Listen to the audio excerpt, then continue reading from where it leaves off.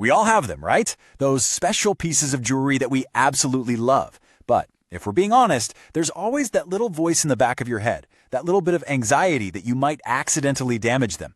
Well, today, we're going to get rid of that anxiety and replace it with some serious confidence. We're going to break down 3 simple golden rules that will help you protect your favorite pieces and maybe even turn them into heirlooms. All right, let's get right into it. So, let me ask you this. Are you secretly damaging your jewelry? It's kind of a scary question, I know. But the truth is, the biggest threats to your jewelry usually aren't some big dramatic accident. Nope. It's often the small, everyday habits that we don't even give a second thought to. Think about your daily routine. Could you be doing something right now that's causing harm? Well, let's find out. And here they are, the usual suspects. I mean, think about it. You hop in the pool for a quick dip, that chlorine is super harsh, and it can actually eat away at the alloys in your gold, leaving it weak and pitted. And that hand lotion you love so much, it gets caked into all the tiny crevices, creating this film that makes even the sparkliest diamond look dull. And just tossing your necklaces into a jewelry box? Yeah, that's a recipe for a tangled, scratched up mess. These are the secret enemies we're tackling today. Okay, so this leads us directly to our first golden rule. And honestly, it's the foundation for everything else. You just can't take care of something properly if you don't know what it is. It sounds obvious, but different metals and different gemstones have completely different needs. What's perfectly safe for one piece could literally destroy another. Let's just take a look at 2 really common metals here. What's so interesting is that their main enemies are completely different.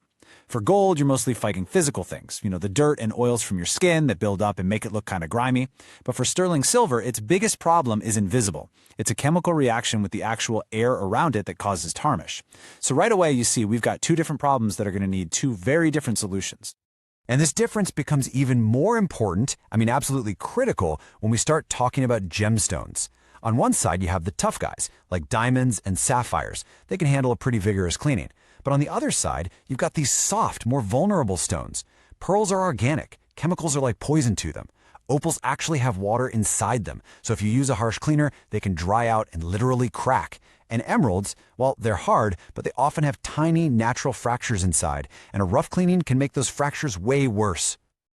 So this is it. This is the main point of rule number 1. If you remember one thing, let it be this. You just cannot use a one-size-fits-all cleaning method. Taking that extra second to know which of your pieces are the sensitive ones, well, that's the absolute key to preventing a really bad and permanent accident. Okay, so now that we know what we're dealing with, let's move on to rule number 2, master the routine. And don't worry, this is not about spending hours on upkeep. Not at all. This is all about turning jewelry care into a few small, effortless habits that stop damage before it even has a chance to get started. Just look at the time commitment here. It's practically nothing. We're talking 30 seconds, 30 at the end of the day, to just give your piece a quick wipe with a soft cloth to get the oils off.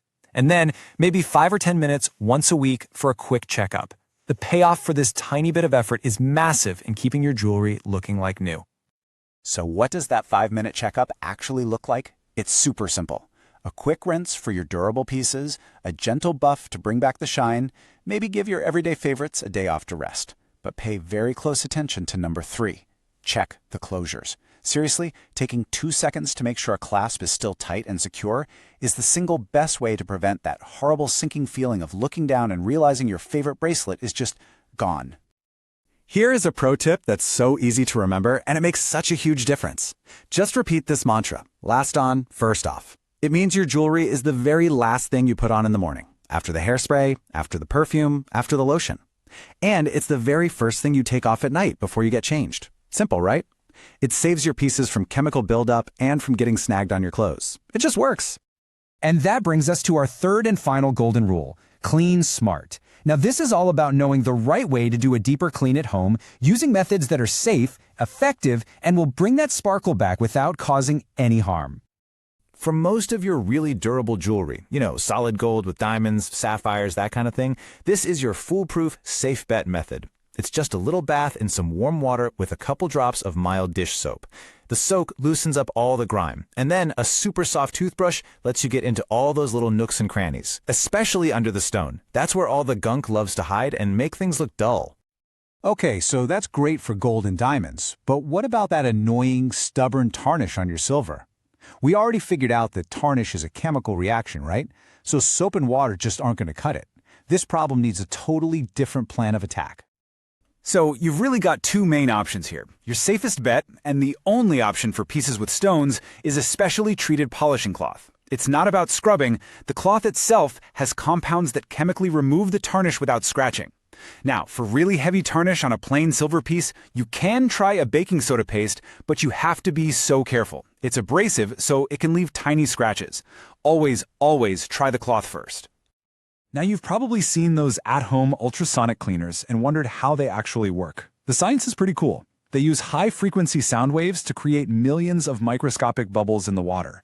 And then, this is the wild part, those bubbles implode with incredible force, creating these tiny, powerful little scrubbing jets that blast dirt out of every single crevice.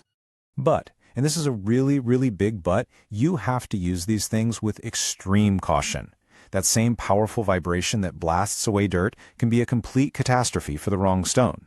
Like we said, it can worsen the natural fractures in an emerald, or it can literally cause a pearl or an opal to shatter. The rule here is simple. When in doubt, leave it out. Unless you are 100% certain your gemstone is safe for one of these, just don't do it. Which brings us to our final and maybe most important point. This isn't really a rule so much as it is a safety net. Sometimes DIY care just isn't the answer, and knowing when to stop is just as important as knowing how to start. It's about knowing when it's time to call in a pro. Okay, these are not suggestions. These are emergencies. If you shake your ring next to your ear and you hear a tiny rattle, if you look closely and a prong seems bent or worn down, if a clasp just feels loose, you need to take that piece off immediately and put it away somewhere safe. Ignoring these signs is how gemstones get lost. A quick trip to the jeweler is an easy fix that can save you from a huge loss later on. So in the end, it really all comes down to this simple question. What do you want your jewelry to be? Is it just a beautiful accessory that you'll enjoy for a little while, or is it a treasured heirloom that can be passed down?